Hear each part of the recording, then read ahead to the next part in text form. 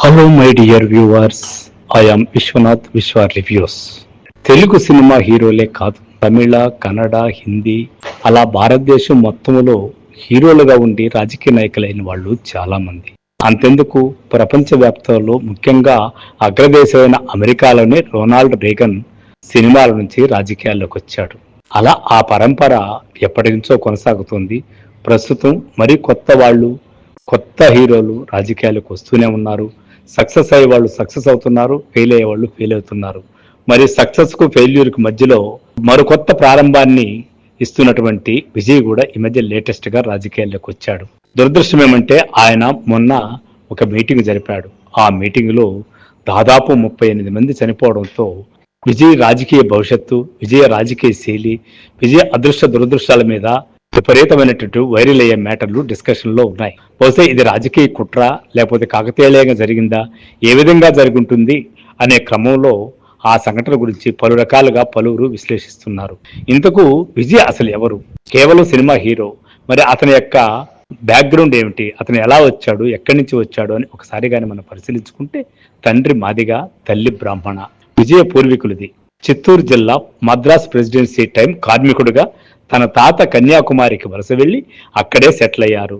తదనంతరం తండ్రి చంద్రశేఖర్ గారు చెన్నైలో చదువుకుంటూ సినిమాలపై మక్కువతో స్క్రిప్ట్ రైటర్ గా సినీ జీవితం ప్రారంభించి అసిస్టెంట్ డైరెక్టర్ గా ఉన్న కులభావంతో చంద్రశేఖర్ గారిని తొక్కేసి ఆయన సినిమాలను ఆడనివ్వకుండా చేసి చివరికి అప్పుల పాలు అయ్యేలా చేశారు. మళ్ళీ ఆయన అసిస్టెంట్ డైరెక్టర్ గా వెనక్కి వెళ్లి కుటుంబాన్ని పోషించుకుంటూ వచ్చి ఆర్థికంగా కొంత నిలదొక్కున్న తర్వాత కొన్ని సినిమాలకు డైరెక్షన్ నిర్మాతగాను వ్యవహరిస్తాడు. విజయ్ని సినిమాల్లోకి తీసుకొచ్చిన తర్వాత విజయ్ని చూసి నవ్వారు. వీడి హీరో ఏంట్రా అని అవమానించారు.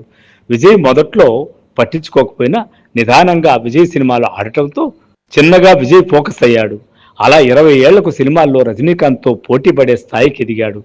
ఈ రోజు తమిళనాడులో ఒక పెరియారు, కరుణానిధి, జయలలిత గారికి మించి అత్యంత జనాదరణ పొందిన ఒక శక్తిగా విజయ్ ఎదిగాడు. ముఖ్యమంత్రి అయినా అవ్వకపోయినా విజయ్ ఫాలోయింగ్ ముందు దేశమే వణుకుతోంది. నిజం చెప్పాలంటే రాజకీయాల్లో ముఖ్యంగా తమిళనాడులో రజనీకాంత్ అడుగు వేసినట్టు వేసి వెనక్కి వెళ్ళిపోయాడు. కమల్ హాసన్ ప్రయత్నం చేసి వెనుదిరిగిపోయాడు. ఇక విజయకాంత్ సంగతి చెప్పనే అవసరం లేదు. ఒక పార్టీని చాలా కాలం నడిపి డక్కా ముక్కలు తిని చివరకు అధికారానికి దూరం అయ్యి అధికారం లేకనే దివంగతుడు అయిపోయాడు. ఇలా ఎంతో మంది రాజకీయంగా సినిమా నటులు వచ్చి ప్రవేశించి సక్సెస్ అయిన వాళ్ళు చాలా తక్కువ మంది, ఓడిపోయినోళ్లే ఎక్కువ మంది. అందరూ జయలలితలు కాలేరు, అందరూ ఎంజీఆర్లు కాలేరు, అందరూ కరుణానిధులు కాలేరు. మరి విజయ్ ఎలా అవుతాడు? ఆయన ఒక కరుణానిధి అవుతాడా? ఆయన ఒక ఎంజీఆర్ అవుతాడా?